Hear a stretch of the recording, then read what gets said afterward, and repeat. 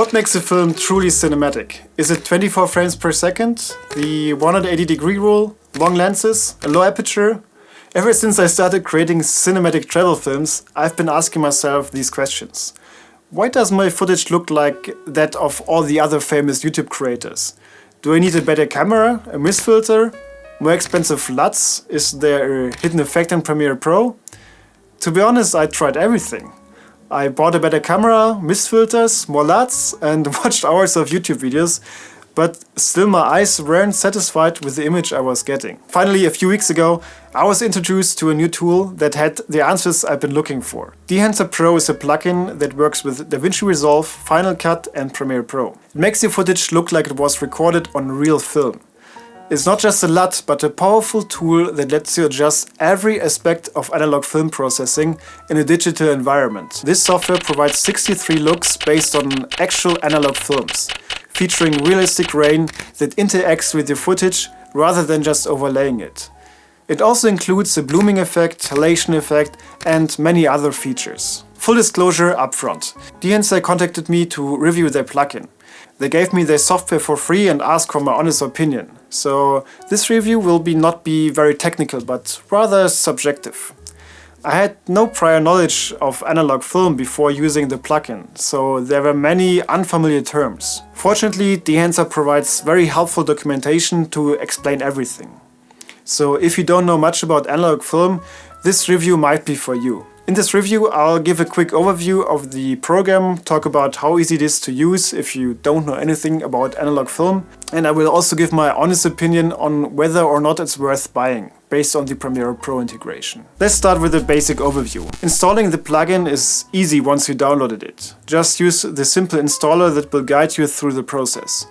If you have any problems, you can open the PDF guide, which is detailed and easy to follow. Anyway, I suggest checking out the PDF guide because it contains many helpful tips. It covers the best workflow, how to optimize performance, the sequence settings and provides detailed explanations of all the tools and settings. You will also learn a lot about the process of developing traditional analog film, which is very interesting. After installing Dehancer, open Premiere Pro and go to the Effects tab. Search for Dehancer and add the effect to an adjustment layer, which should be placed on top of your footage. Now you can find all the controls under Effect Controls. Even with the default settings, the look is already great. But let's explore the different tools. Let's start with the Input tab. Here you can transform your log footage to Rec. 709.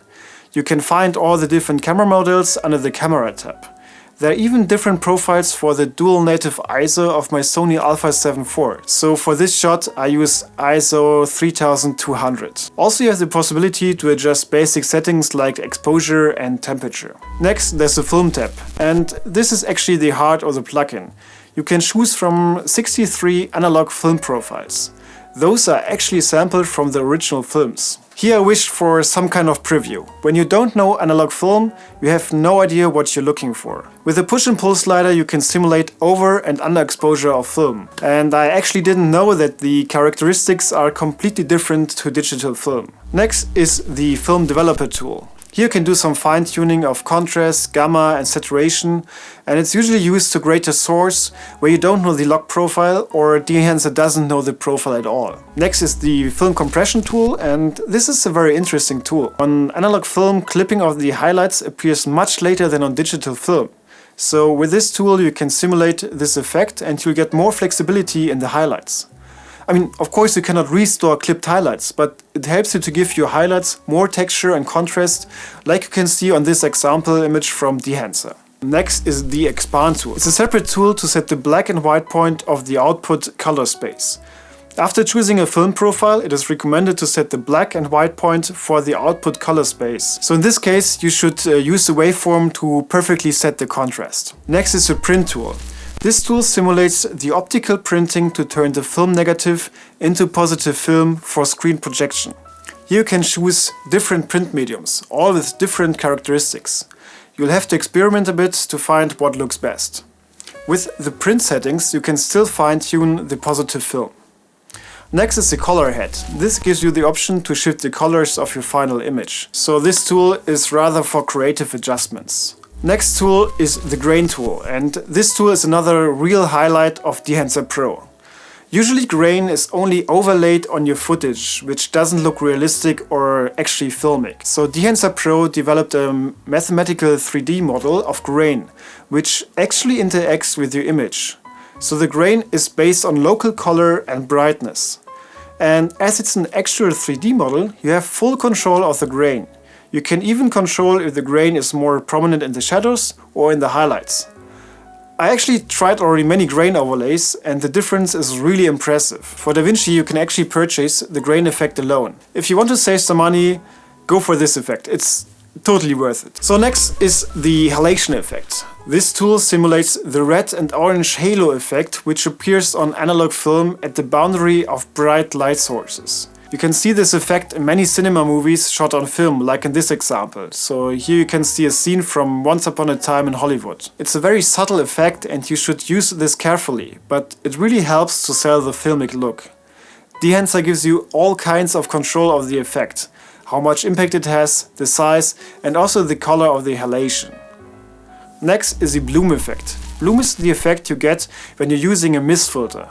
For those alone, I spent more than 300 euros in the past few years. Downside is that mist filters actually reduce contrast over the whole image, which can be a nice effect as well, but it's actually baked into your footage and you have no chance to change it later. The Dehancer bloom effect only affects the highlights, so it keeps contrast and sharpness of the image itself. You have of course full control over the effect, size, strength, saturation and opacity. Next is a vignette. This tool basically gives you the same options as the vignette tool from Premiere Pro. Next is the film breathe tool. With this tool you can really see into how much detail Dehancer went to really sell the film effect. It basically simulates the imperfection of analog film or instability of camera shutter.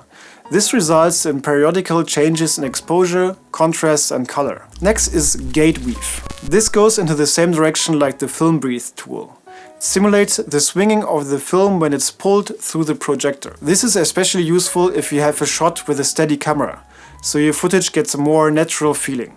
Next we have false colors. Like the tool in your camera monitor, you can check for clipping highlights or shadows. It's a good tool to see in your final image if you overdid any effect and have to dial down a bit. Also you can check for the correct skin exposure. Output gives you control of the overall impact of all Dehancer effects. And there's also LUT generator. With this tool you can generate your own LUT. So if you put in some time to find the perfect settings, you can save it as a LUT and just put it on top of your next project. Very handy. So that's all the tools you get with Dehancer Pro. As you can see, it's really extensive. And they're always adding new tools and always try to make it faster. Dehancer put a lot of effort into making the best tool for a film-like look. I was actually amazed at how much better my camera footage looked and I really liked the final result. I actually plan to use Dehancer Pro for all my future projects, at least if it's like the creative projects like cinematic travel films and so on. So, is it worth to invest 400 euros or even 450 euros for the DaVinci version of Dehancer Pro? Now let me start with a short pros and cons list. So here are the pros. First, this is the most powerful tool for achieving an analog film look on the market. The attention to detail is truly impressive, resulting in a super unique appearance. Unless you're a professional colorist, you will not be able to reproduce it, and you will also need a lot of time actually to reproduce it. Second, there's the extensive guide which explains all the effects, best workflows and performance improvements. As someone without any knowledge of analog film, this was very helpful.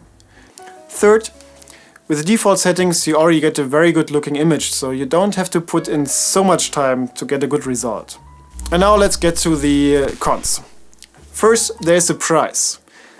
I actually understand that this is a very specialized tool and that the producers must have put a lot of effort into it. However, in my opinion, the price is a bit high. I think only a small group of filmmakers, such as those who make wedding films, music videos and maybe colorists who grade feature films, will get a return on investment from this product. In the end, this tool will not be useful for almost any corporate film.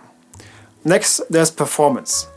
Dehancer requires a lot of computer power. Even with a powerful M1 Max processor and 32 GB of RAM, it's impossible to playback footage with all the effects turned on. Even reducing playback resolution doesn't help much. To use Dehancer, you either have to export your footage in ProRes RAW, import it again and then color grade it, or you can color grade after you've finished all the cutting and editing and hope everything looks good after you export it. And last but not least, there is the love for detail, which is a big advantage of course, but it can also be a big disadvantage. To use this software effectively, you need to have a good understanding of how analog film works and how all the sliders and settings interact with each other. If you're looking for a simple plug-and-play solution, this software is not the best choice for you. So, what are my final thoughts? Would I buy this software? Initially I thought, no way, it's really too expensive. However, as I used the software more and more, I fell in love with the images it produced. A few weeks ago I took a short video of my 6-month-old son and used Dehancer to grade it.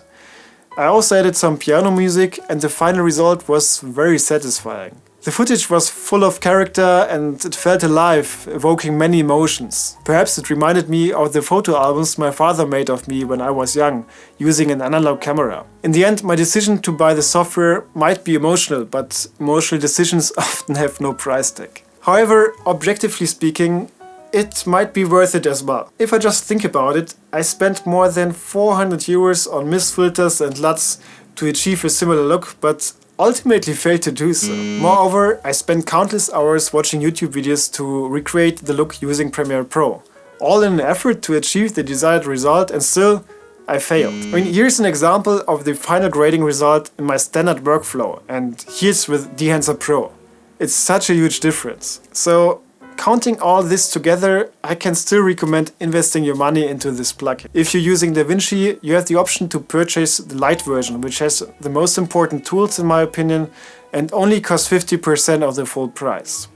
Also with my discount code, you can save another 10%. Now, I really hope I could help you to make a decision. If you have any questions concerning the plugin, let me know in the comments and I will try to answer it as good as possible. Actually, by the end of July, I'll be visiting the Faroe Islands to record another travel film.